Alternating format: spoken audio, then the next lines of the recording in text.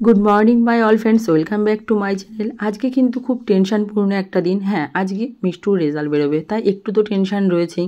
যাই হোক, সকালবেলা থেকে না হাতে একদম কাজ উঠছে না। তার মধ্যেও দেখো নিজের জন্য চা করে নিলাম। নিয়ে এসছি 2 রকমের মাছ, বাটা মাছ আর ইলিশ মাছ। মাছ দুটো ধুয়ে পরিষ্কার করে ফ্রিজে রেখে দিলাম। মেয়ে ঘুম থেকে সকাল সকালে উঠে পড়েছে, কারণ ওর তো টেনশন আমার থেকেও বেশি, আমি বুঝতে পারছি। তো ওকে গুলিয়ে দিলাম সকাল সকাল 1 গ্লাস ছাতু। তারই মধ্যে বর খেতে চলে এসছে। আর এই ফাঁকে কিন্তু আমার অনেকটা কাজ হয়ে গেছে। যাই হোক, আগের দিন রাত্রে আলু পটলের তরকারি ছিল, তাই দিয়ে রুটি বানিয়ে দিয়ে দিলাম। আর ইলিশ মাছটা না আজকে আলু বেগুন দিয়ে করব। এই দেখো, মাছগুলো কাঁচাই করেছি, আর মাছের মাথাটা দিয়ে হবে কচুর শাক। তো চলো, রান্নাবান্না ওদিকে রেডি করে নিয়েছি। এদিকে আমি মাথায় করে নেবো হেনা। আজকে হেনা ভিজিয়েছিলাম। আর এই যে কচুর শাক, মাছের ঝোল, আর এখানে আগের দিনে আলু পটলের তরকারি আর একটা পটল ভেজে রেখেছিলাম। তো যাই হোক, স্নান টান হয়ে গেছে। আর এরকম মা মেয়ে খেতে বসে পড়েছি। তো সকাল থেকে তোমাদের সামনে আসিনি, এখন তোমাদের সামনে আসলাম। এখন বাজে 3:30। তো গুড আফটারনুন বন্ধুরা। সকাল থেকে প্রচণ্ড টেনশানে ছিলাম, হাতের কাজ করতে পারছিলাম না ঠিক মতো। তো যাই হোক, তার মধ্যে রান্না খাওয়া কাজকর্ম সবই করেছি, সবই করতে হয়েছে। আজকের এত টেনশানের কারণ হয়তো তোমরা সবাই জানো, আজকে উচ্চ মাধ্যমিকের রেজাল্ট। তো মিষ্টু কেঁদে দিয়েছে জানো তোমরা সবাই।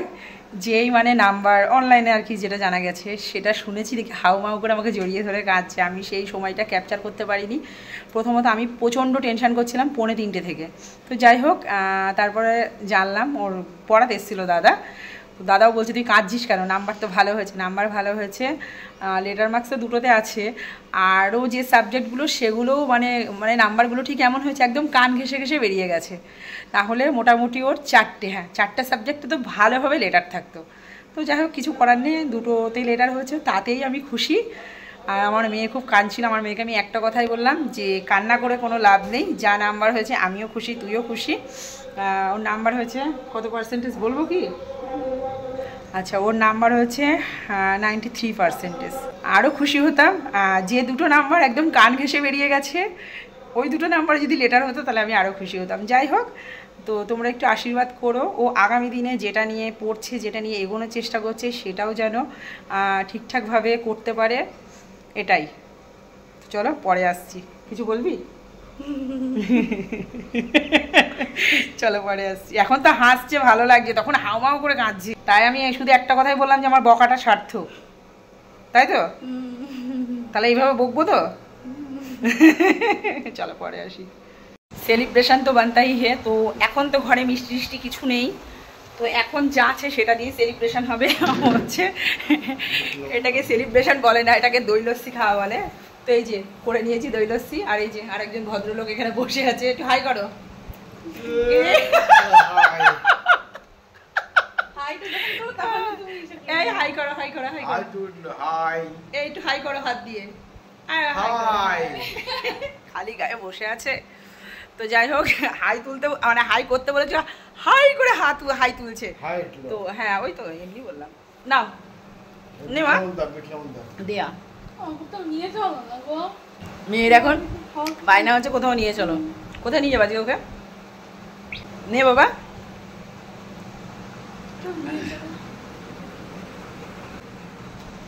চলো খেয়ে নি। হ্যাঁ, গুড ইভিনিং বন্ধুরা।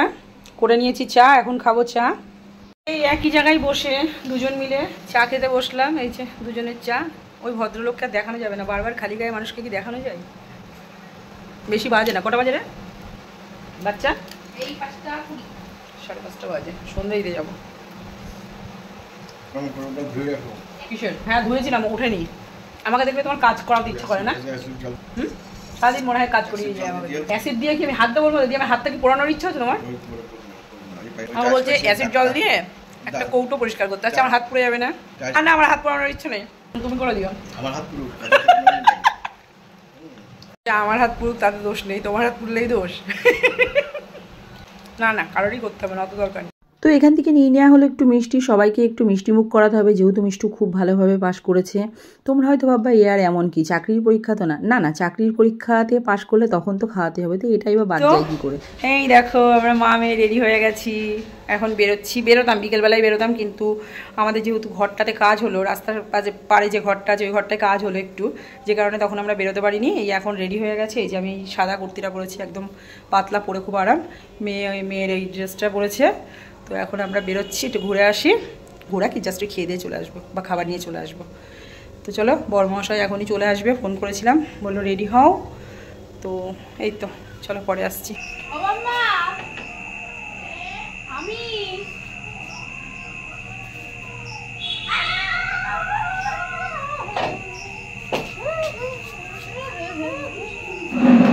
হ্যাঁ, বাড়িতে আর পাশে যারা ছিল তাদের সকলকে মিষ্টি দিয়ে চলে এসেছিলাম লাস্ট ওর বম্মার বাড়িতে। ওর বম্মাকেও মিষ্টি দেওয়া হলো, দিয়ে আমরা আসলাম বাজারে, একটু কিছু খেতে হবে তো তার জন্য।